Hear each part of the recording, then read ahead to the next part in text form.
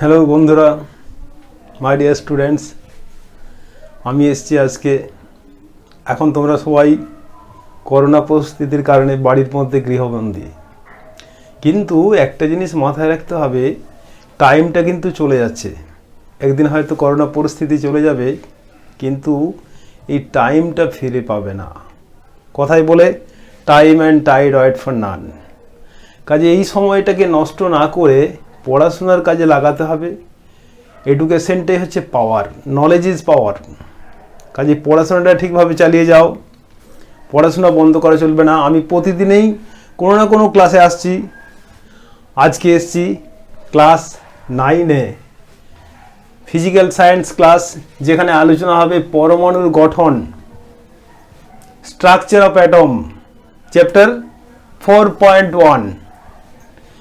এই পরমাণুর গঠন বিষয়টা নিয়ে আজকে আলোচনা করব। তোমরা 7-8-এ নিচু ক্লাসে পরমাণুর গঠন সম্পর্কে কিছুটা জেনেছো, যে পরমাণু কাকে বলে, পরমাণু কাদের হয়। পরমাণু হচ্ছে সবসময় মৌলিক পদার্থের হয়, যৌগিক পদার্থের পরমাণু হয় না। এবং পরমাণুর যে প্রধান কণিকাগুলো আছে সেই সব সম্পর্কে তোমরা 7-8-এ জেনেছো। তাহলে 9-এ আমাদের উঠে কি জানতে হবে না, পরমাণু সম্পর্কে কিছু বিস্তারিত বিষয় জানতে হবে। বিস্তারিত বিষয় এখানে আলোচনা কিছুটা করতে হবে পরমাণু সম্পর্কে। তাহলে আমরা জানি পৃথিবীতে মৌলিক পদার্থের সংখ্যা 118, এর মধ্যে প্রাকৃতিক মৌলের সংখ্যা 92, বাকিগুলো বিজ্ঞানীরা পরীক্ষাগারে তৈরি করেছেন। তাহলে এই যে 118টা মৌলের 118টা পরমাণু আছে, 118টা পরমাণু আছে। তাহলে প্রথমেই জানতে হবে যে পরমাণু কাকে বলে না, মৌলিক পদার্থের ক্ষুদ্রতম কণা, যার মধ্যে ওই মৌলের সব ধর্ম বর্তমান এবং যা রাসায়নিক বিক্রিয়ায় অংশগ্রহণ করে তাকেই বলা হয় পরমাণু।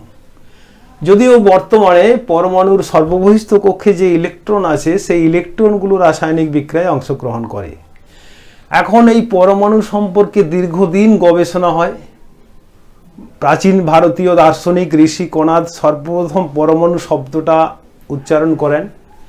পরবর্তীকালে 1808 খ্রিস্টাব্দে জন ডাল্টন পরমাণুর গঠন সম্পর্কে বেশ কিছু তথ্য দেন, যা ডাল্টনের পরমাণুবাদ নামে পরিচিত। এবং তোমরা ডাল্টনের পরমাণুবাদ জানো। ডাল্টন বলেছিলেন যে পরমাণু অবিভাজ্য ক্ষুদ্রতম কণা, অর্থাৎ পরমাণুকে ভাঙা যায় না। পরবর্তীকালে সেটা হচ্ছে ডাল্টন বলেছিলেন 1808 খ্রিস্টাব্দে। কিন্তু ডাল্টনের পর ডাল্টনের পরমাণুবাদকে কাজে লাগিয়ে ডাল্টনের পরমাণুবাদের তথ্য নিয়ে বিভিন্ন বিজ্ঞানীরা পরমাণু সম্পর্কে নিরন্তর গবেষণা চালিয়ে যান। এবং পরবর্তীকালে সাইক্লোট্রন যন্ত্র আবিষ্কার হয়। ঠিক আছে, তাহলে পরবর্তীকালে বিজ্ঞানী ক্রুক্স, জে টমসন, অর্থাৎ 1808-এর পরে 1878 খ্রিস্টাব্দে জে টমসন ক্যাথোড রশ্মি আবিষ্কারের মাধ্যমে পরমাণুর মধ্যে ইলেকট্রন কণার সন্ধান পান। অর্থাৎ ক্যাথোড রশ্মি হচ্ছে ইলেকট্রন। দেখো, তার পরবর্তীকালে আবার গোল্ডস্টাইন, যেহেতু ইলেকট্রন একটা ঋণাত্মক কণিকা, কাজেই পরমাণুতে কোনো ধনাত্মক কণিকা থাকবে। এবং পরবর্তীকালে গোল্ডস্টাইন 1886 খ্রিস্টাব্দে প্রোটন আবিষ্কার করেন। তারও পরে 1932 সালে নিউট্রন কণার আবিষ্কার হয়। ঠিক আছে, তাহলে এই পরমাণু সম্পর্কে রাদারফোর্ড পরমাণু সম্পর্কে গবেষণা করেছিলেন। তিনি কি করেছিলেন, খুব পাতলা সোনার পাত, যেটা হচ্ছে 0.001 মিলিমিটার যার বেদ, সেই পাতলা সোনার পাতে আলফা পার্টিকেল দ্বারা আঘাত করে তিনি দেখেছিলেন যে অধিকাংশ আলফা পার্টিকেলগুলো সোজা স্ট্রেট বেরিয়ে যায়। খুব অল্প সংখ্যক আলফা পার্টিকেল সামান্য বেঁকে যায় এবং 20,000-এর মধ্যে একটা আলফা পার্টিকেল ফিরে আসে। এই পরীক্ষার দ্বারা তিনি একটা সিদ্ধান্তে এসেছিলেন রাদারফোর্ড, যে পরমাণুর অধিকাংশ স্থানেই ফাঁকা, খুব অল্প স্থান জুড়ে রয়েছে এমন একটা জায়গা যেটা ধনাত্মক আধান বিশিষ্ট। এবং তিনি নিউক্লিয়াসের সন্ধান পান। তাহলে পরমাণুর মধ্যে নিউক্লিয়াস আছে, পরমাণুর মাঝখানে কেন্দ্রীভূত অবস্থায় আছে। এখন রাদারফোর্ড বেশ কিছু পরমাণু সম্পর্কে তথ্য দেন, যেটা রাদারফোর্ডের পরমাণু মডেল নামে পরিচিত। পরবর্তীকালে বিজ্ঞানী রাদারফোর্ডের পরমাণু মডেলের কিছু ত্রুটি দেখা যায়। যেমন বলেছিলেন যে রাদারফোর্ড বলেছিলেন যে পরমাণুর মধ্যে ইলেকট্রনগুলো অবিরত ঘুরতে ঘুরতে শক্তি বিকিরণ করবে, কিন্তু যদি শক্তি বিকিরণ করে তাহলে তো একসময় নিউক্লিয়াসের উপর ঝাঁপিয়ে পড়বে। পরবর্তীকালে বিজ্ঞানী বোর এটাকে সংশোধন করেছিলেন, দিয়ে বোর রাদারফোর্ড পরমাণু মডেল গৃহীত হয়, যা বর্তমানে আছে। এখন বোর রাদারফোর্ড পরমাণু মডেল অনুযায়ী পরমাণুর হচ্ছে দুটো অংশ, একটাকে বলা হচ্ছে নিউক্লিয়াস, যা পরমাণুর কেন্দ্রে অতি অল্প স্থান জুড়ে রয়েছে, আরেকটাকে বলা হয় ইলেকট্রন মহল। অর্থাৎ নিউক্লিয়াসকে কেন্দ্র করে বিভিন্ন কক্ষপথে ইলেকট্রনগুলো পরিভ্রমণ করে। এই কক্ষপথগুলোকে বলা হয় স্থায়ী কক্ষপথে, অর্থাৎ ইলেকট্রনগুলো একটা নির্দিষ্ট কক্ষপথেই ঘুরতে পারে, অন্য কোনো জায়গা দিয়ে যেতে পারে না। এবং এটা হচ্ছে বোর রাদারফোর্ডের পরমাণু মডেল। তাহলে তোমাকে এখানে আমি জানতে হবে, এটা খাতায় লিখে নেবে, পরমাণু কাকে বলে। পরমাণুর প্রধান তিনটি কণিকা আছে, ইলেকট্রন, প্রোটন, নিউট্রন। এটা কিন্তু প্রধান কণিকা। এছাড়া পরমাণুর মধ্যে অনেক কণিকার সন্ধান পাওয়া গেছে, যেমন নিউট্রিনো, পজিট্রন, মেসন, এরকম নানা ধরনের কণিকার অস্তিত্ব পাওয়া গেছে। তাহলে এখানে এই ইলেকট্রন, প্রোটন, নিউট্রন আবিষ্কার কে করেছিলেন এবং কত খ্রিস্টাব্দে আবিষ্কার হয়েছিল? আধানটা কি না, আধান হচ্ছে ইলেকট্রনের আধান হচ্ছে ঋণাত্মক -1.6 × 10⁻⁻19 কুলম, প্রোটনের আধান ধনাত্মক +1.6 × 10⁻⁻19 কুলম, আর নিউট্রনের নিস্তড়িত, যার আধান হচ্ছে 0। ভর, ইলেকট্রনের ভরটাও কিন্তু অতি নগণ্য, 9.11 × 10⁻31 কিলোগ্রাম। এটা কত? 1.6725 × 10⁻27 কিলোগ্রাম। আর নিউট্রনের ভর হচ্ছে 1.6750 × 10⁻27 কিলোগ্রাম।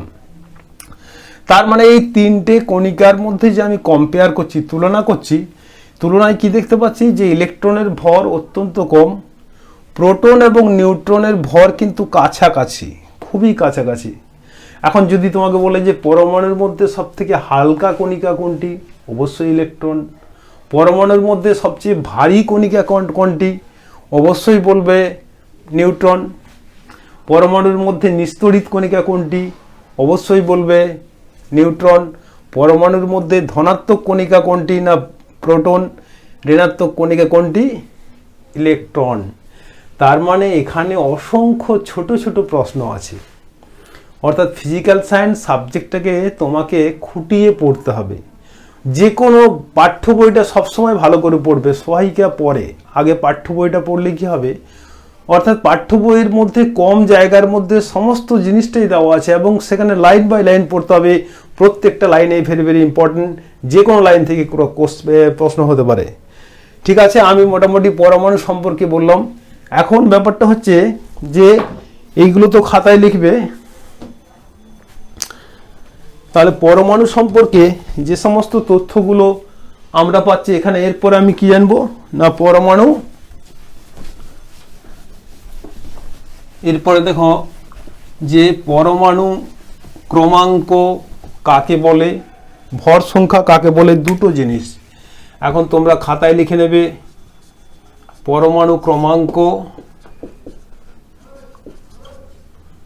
এবং ভর সংখ্যা কাকে বলে।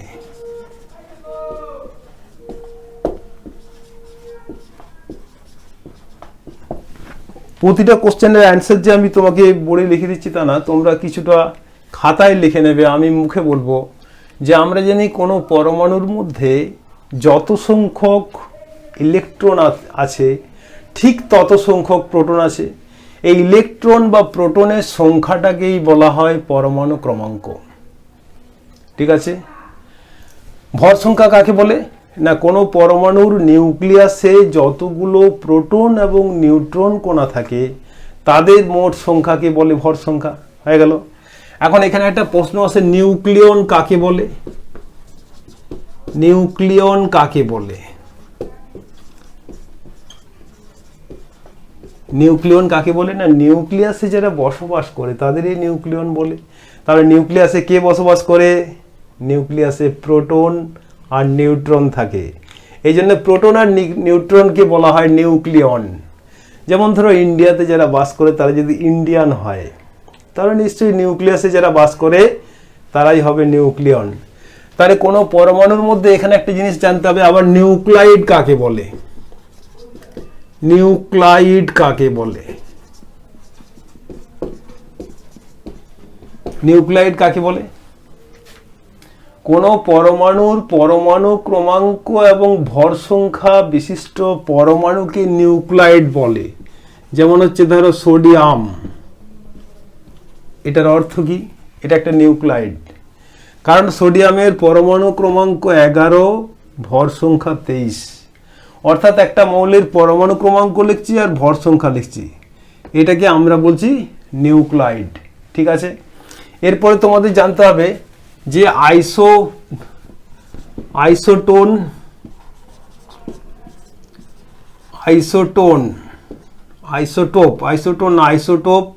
কাকে বলে? উদাহরণ দাও। আইসোটোপ কাকে বলে উদাহরণ দাও। আইসোটোপ কাকে বলে তোমরা খাতায় লিখে নাও, দরকার হলে ভিডিওটা রিপিট দেখবে, তাহলে লিখতে সুবিধা হবে। প্রথমবারে আমার বলায় হয়তো ঠিক মতো লিখতে পারবে না, পরবর্তীকালে সেকেন্ড টাইম দেখলেই লিখতে পারবে। এখন হচ্ছে আইসোটোপ কাকে বলে। আইসোটোপের বাংলা কি? সমস্থানিক। সমস্থানিক মানে কি? অর্থাৎ একই স্থানে অবস্থান করে যে সকল পরমাণু, যে সকল পরমাণুর স্থানটা চেঞ্জ হয় না। স্থানটা চেঞ্জ হয় না কেন? না, তার পরমাণু ক্রমাঙ্ক একই। তাহলে যে সকল মৌলের পরমাণু ক্রমাঙ্ক একই কিন্তু ভর সংখ্যা আলাদা, তাদের বলে আইসোটোপ বা সমস্থানিক। তাহলে কি বললাম? যে সকল মৌলের পরমাণু ক্রমাঙ্ক একই কিন্তু ভর সংখ্যা আলাদা, তাদের বলে আইসোটোপ বা বাংলায় বলে সমস্থানিক। যেমন ধরো হাইড্রোজেন, হাইড্রোজেনটা যদি আমি চিন্তা করি, হাইড্রোজেনের 3টে আইসোটোপ আছে। এক নম্বরে বলা হচ্ছে সাধারণ হাইড্রোজেন, এক নম্বর হচ্ছে সাধারণ হাইড্রোজেন, 2 নম্বর হচ্ছে ভারী হাইড্রোজেন,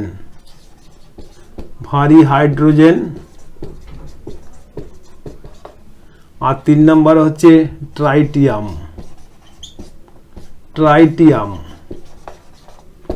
ভেরি ভেরি ইম্পর্টেন্ট।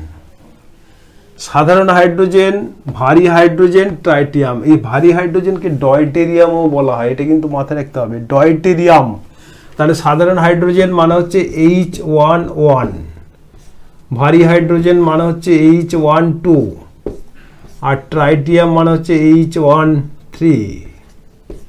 এগুলো মানে কি? H11, H12, H13 সাধারণ হাইড্রোজেন, ভারী হাইড্রোজেন, ট্রাইটিয়াম। সাধারণ হাইড্রোজেনে বলছে একটা মাত্র প্রোটন আছে এবং একটা ইলেকট্রন আছে। তাহলে এখানে একটা প্রশ্ন হয়ে গেল, কোন মৌলের পরমাণুতে নিউট্রন কণা থাকে না? খাতায় লেখো, কোন মৌলের পরমাণুতে নিউট্রন কণা থাকে না। দ্রুত খাতায় লিখে নাও এবং অ্যান্সার লেখো সাধারণ হাইড্রোজেন। কোন মৌলের পরমাণুতে নিউট্রন কণা থাকে না? সাধারণ হাইড্রোজেন। কারণ আমরা দেখতে পাচ্ছি একটা প্রোটন এবং একটা ইলেকট্রন আছে, একটা এখানে ভর সংখ্যা 2, তার মানে হচ্ছে একটা প্রোটন আছে, আর ভর সংখ্যা 2 মানে হচ্ছে নিউট্রন আর প্রোটন, এই দুটো। আর এখানে ট্রাইটিয়াম 1,3, ভর সংখ্যা 3। তাহলে ভর সংখ্যা 3, এখানে তো ইলেকট্রন একটা মানে প্রোটন একটা, তাহলে নিউট্রন একটা। ইলেকট্রন একটা মানে প্রোটন একটা, তাহলে নিউট্রন দুটো। তাহলে নিউট্রন নেই, নিউট্রন একটা, নিউট্রন দুটো। ঠিক আছে।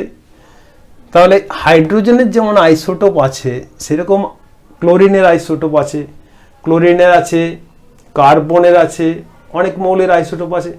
এখন এখানে একটা প্রশ্ন যে আইসোটোপ বিহীন মৌলের নাম লেখো, এটা একটা প্রশ্ন। আইসোটোপ বিহীন আইসোটোপবিহীন মৌলের নাম লেখো। একটা হচ্ছে সোডিয়াম, ধরো সোডিয়ামের কোনো আইসোটোপ নাই, এটা হচ্ছে সোডিয়াম, সোডিয়াম কোনো আইসোটোপ নাই। এছাড়া আবার মৌল আছে ফ্লোরিন আছে, তার কোনো আইসোটোপ নেই। তাহলে খাতায় লিখে নাও তাড়াতাড়ি, আইসোটোপবিহীন মৌলের নাম কি না সোডিয়াম আর ফ্লোরিন। ঠিক আছে, খাতায় লিখে নাও আইসোটোপবিহীন মৌলের নাম হচ্ছে সোডিয়াম ফ্লোরিন। তাহলে প্রতিটা কোশ্চেন অ্যান্সার আমি যেগুলো বলে যাচ্ছি সেগুলো মুখে, সেগুলো রিপিট ভিডিও দেখে অ্যান্সারটা লিখবে। ঠিক আছে, এখন আইসোটোপ তো বললাম, আরও দুটো জিনিস আছে খুব ইম্পর্টেন্ট, যেটা হচ্ছে বলা হচ্ছে isobar, isobar, isobar, isotone. Isobar isotone এই দুটো খুব ইম্পর্টেন্ট জিনিস। আইসোবার আইসোটোন কি না, এখানে আইসোবার মানে হচ্ছে আইসোবার, যাকে বাংলায় বলে সমভর। এইটা মনে রাখবে, বাংলা টার্মটা মনে রাখলে সমভর মানে হচ্ছে ভর সংখ্যা সমান, কিন্তু পরমাণু ক্রমাঙ্ক সমান নয়। তার মানে এখানে যেসব, এটাকে ভাষায় লিখবে, আমি শর্ট ফর্মে লিখছি, পরমাণু ক্রমাঙ্ক সমান পরমাণু ক্রমাঙ্ক আলাদা, ভর সংখ্যা সমান, ভর সংখ্যা সমান। ঠিক আছে, পরমাণু ক্রমাঙ্ক আলাদা এবং ভর, যে সকল মৌলের পরমাণু ক্রমাঙ্ক আলাদা কিন্তু ভর সংখ্যা সমান তাদের বলে আইসোবার। যেমন ধরো কার্বন আর নাইট্রোজেন, এখানে 6 এটা 7, কিন্তু কার্বন 14 আছে, নাইট্রোজেন 14। কার্বনের 3টে আইসোটোপ আছে, 6, 12, 6, 13, 6, 14। তাহলে কার্বনের 6, 14 আইসোটোপটা যদি আমি নিই, তাহলে সেটা নাইট্রোজেনের সাথে আইসোবার। নাইট্রোজেন তো 7, 14। তাহলে এটা ভাষায় লিখে নেবে, আইসোবার কাকে বলে, যে সকল মৌলের পরমাণু ক্রমাঙ্ক আলাদা কিন্তু ভর সংখ্যা সমান তাকে বলে আইসোবার। এরপরে আইসোটোন জিনিসটা কি না, আইসোটোন বলছে যে দুটোই আলাদা, পরমাণু ক্রমাঙ্ক আলাদা, পরমাণু ক্রমাঙ্ক আলাদা, ভর সংখ্যা আলাদা, কিন্তু নিউট্রন সংখ্যা সমান। নিউট্রন সংখ্যা সমান। তাহলে আমি এটা এইভাবে শর্ট ফর্ম লিখেছি, তোমরা কিন্তু খাতায় লিখবে, যে সকল পরমাণুর পরমাণু ক্রমাঙ্ক এবং ভর সংখ্যা দুটোই আলাদা কিন্তু নিউট্রন সংখ্যা সমান তাদের বলে আইসোটোন। ঠিক আছে, তাহলে কি বলছি আবার বললাম, যে সকল মৌলের পরমাণু ক্রমাঙ্ক আলাদা, ভর সংখ্যা আলাদা কিন্তু নিউট্রন সংখ্যা সমান তাদের বলে আইসোটোন। আর যে সকল মৌলের পরমাণু ক্রমাঙ্ক আলাদা কিন্তু ভর সংখ্যা সমান তাদের বলে আইসোবার। ক্লিয়ার? এখন ধরো আমি একটা হাইড্রোজেন পরমাণু, ওই যে ট্রাইটিয়ামের কথা বলেছিলাম, হাইড্রোজেনের যে আইসোটোপ ট্রাইটিয়াম, ট্রাইটিয়ামে কি বলেছিলাম 1,3। ক্লিয়ার? ট্রাইটিয়ামে বলেছি 1,3। হিলিয়ামে কি, হিলিয়াম হচ্ছে 2,4। এই দুটো পরস্পর আইসোটোন। কেন আইসোটোন হচ্ছে, তুমি দেখো, ভর সংখ্যা আলাদা, পরমাণু ক্রমাঙ্ক আলাদা, কিন্তু নিউট্রন সংখ্যা আমরা কিভাবে বের করি, নিউট্রন সংখ্যা বের করি আমরা ভর সংখ্যা থেকে পরমাণু ক্রমাঙ্ক বা প্রোটন সংখ্যা মাইনাস করি। 3 - 1, তার মানে এখানে দুটো নিউট্রন আছে। 4 - 2, তার মানে এখানেও দুটো নিউট্রন আছে। ক্লিয়ার? তাহলে এই দুটো পরমাণুকে আমরা আইসোটোন বলতে পারি। এখানে কার্বন এবং নাইট্রোজেন, এই দুটো মৌলের পরমাণুকে আমরা আইসোবার বলতে পারি। তাহলে তোমাদের পরিষ্কার হলো আইসোটোপ, আইসোটোন, আইসোবার কাকে বলে। ওই যে বললাম, এগুলো মনে রাখতে গেলে তোমার কম্পেয়ার করে, তুলনা করে মনে রাখতে হবে। ক্লিয়ার? এখন হচ্ছে যে আরেকটা প্রশ্ন খুব ইম্পর্টেন্ট পরমাণুতে, যেটা তোমরা খাতায় লিখে নেবে, নিউক্লিয় বল কাকে বলে। ভেরি ভেরি ইম্পর্টেন্ট জিনিস একটা, যেটা নিউক্লিয় বল কাকে বলে। নিউক্লিয় বল কাকে বলে, এই যে অনেকে গুলিয়ে যায় অনেকের, যে নিউক্লিয়ন আর নিউক্লিয় বলকে একই করে ফেলে, আবার ভর সংখ্যার সাথে নিউক্লিয়ন একইভাবে। ভর সংখ্যা মানে হচ্ছে কোনো মৌলের পরমাণুতে যত সংখ্যক নিউট্রন এবং প্রোটন থাকে তার সংখ্যাটাকে বলে ভর সংখ্যা। কিন্তু নিউক্লিয়ন হচ্ছে প্রোটন এবং নিউট্রনগুলোকে নিউক্লিয়ন বলে, তার মানে এটা সংখ্যা নয়। প্রোটন এবং নিউট্রন এরা নিউক্লিয়াসে বাস করে বলেই এদের বলা হয় নিউক্লিয়ন। তাহলে এই পার্থক্যটা বুঝতে হবে। এখন নিউক্লিয় বল কাকে বলে? না, আমরা দেখলাম যে পরমাণুর মধ্যে, পরমাণুর নিউক্লিয়াসে, অর্থাৎ এটা যদি পরমাণু হয় তার নিউক্লিয়াস হচ্ছে এখানে মাঝখানে আছে। এখন আমরা তো জানি পরমাণু নিস্তড়িত, ভেরি ভেরি ইম্পর্টেন্ট কোশ্চেন, এটা বলা হয়নি। পরমাণু নিস্তড়িত কেন? পরমাণু নিস্তড়িত কেন? এটা তো আগেই জানা কথা যে কোনো মৌলের পরমাণুতে যতগুলি প্রোটন থাকে নিউক্লিয়াসে, ঠিক ততগুলো ইলেকট্রন নিউক্লিয়াসকে কেন্দ্র করে পরিভ্রমণ করে। তার মানে প্রোটন মানে হচ্ছে ধনাত্মক বা পজিটিভ চার্জ, ইলেকট্রন মানে ঋণাত্মক বা নেগেটিভ চার্জ। তাহলে পজিটিভ এবং নেগেটিভ চার্জ যদি পরস্পর সমান হয় তাহলে অবশ্যই পরমাণু নিস্তড়িত হবে। ঠিক আছে, পরমাণু নিস্তড়িত এই কারণে হবে পজিটিভ চার্জ যত আছে নেগেটিভ চার্জ সমপরিমাণ আছে। +5 -5 = 0, তো +10 -10 = 0। তাহলে এই জন্য পরমাণু নিস্তড়িত। নিউক্লিয় বল কাকে বলে? এখন প্রশ্নটা হচ্ছে যে নিউক্লিয়াসের মধ্যে আমরা কি দেখলাম, যে সমধর্মী কতগুলো প্রোটন কণা থাকে, তার সাথে নিউট্রন কণা নিস্তড়িত আছে। এখন সমধর্মী কণা যদি, যেমন ধরো দুটো চুম্বকের দুটোই উত্তর মেরু যদি পাশাপাশি আনা হয় তাহলে বিকর্ষণ হবে, দুটো দক্ষিণ মেরু পাশাপাশি আনলে বিকর্ষণ হবে। তাহলে সমধর্মী প্রোটন কণাগুলো একত্রে অবস্থান করে কি করে? এটা সবথেকে বড় প্রশ্ন। সমধর্মী প্রোটন কণাগুলো একত্রে অবস্থান করছে, তাদের মধ্যে কোনো বিকর্ষণ হচ্ছে না, নিউক্লিয়াসটা ভেঙে যাচ্ছে না, বরঞ্চ নিউক্লিয়াসটা খুব দৃঢ়, মজবুত এবং টাইট হচ্ছে। এর কারণ বলছে যে নিউক্লিয়াসের মধ্যে যেহেতু নিউট্রন এবং প্রোটন থাকে, এই নিউট্রন এবং প্রোটনের মধ্যে অবিরত চার্জ বিনিময় হয়। এই আধান বিনিময়ের ফলে প্রোটন নিউট্রনে এবং নিউট্রন প্রোটনে কনভার্সন হয়। এই কনভার্সন প্রক্রিয়াটা এত দ্রুত হয় যার জন্য একটা অদ্ভুত আকর্ষণ বলের সৃষ্টি হয়, যা ওই বিকর্ষণ বলের তুলনায় বহুগুণ বেশি।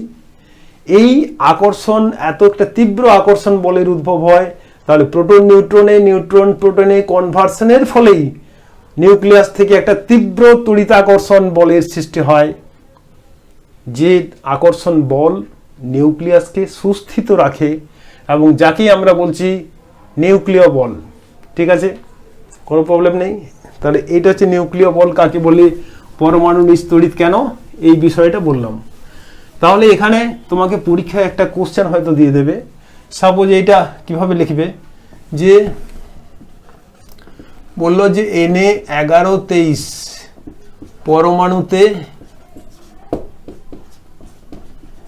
প্রোটন, নিউট্রন এবং ইলেকট্রন সংখ্যা কত? প্রোটন, নিউট্রন এবং ইলেকট্রন সংখ্যা কত? ঠিক আছে, তাহলে প্রথমেই লিখবে ভর সংখ্যা। ভর সংখ্যা হচ্ছে 23, ভর সংখ্যা 23। আর পরমাণু ক্রমাঙ্ক, পরমাণু ক্রমাঙ্ক কত? 11। আমরা কি জানি, পরমাণু ক্রমাঙ্ক মানেই হচ্ছে ইলেকট্রন সংখ্যা, মানেই হচ্ছে প্রোটন সংখ্যা। তাহলে সুতরাং ইলেকট্রন সংখ্যা 11, ইলেকট্রন সংখ্যা হচ্ছে 11, প্রোটন সংখ্যা 11, আর নিউট্রন সংখ্যা হচ্ছে,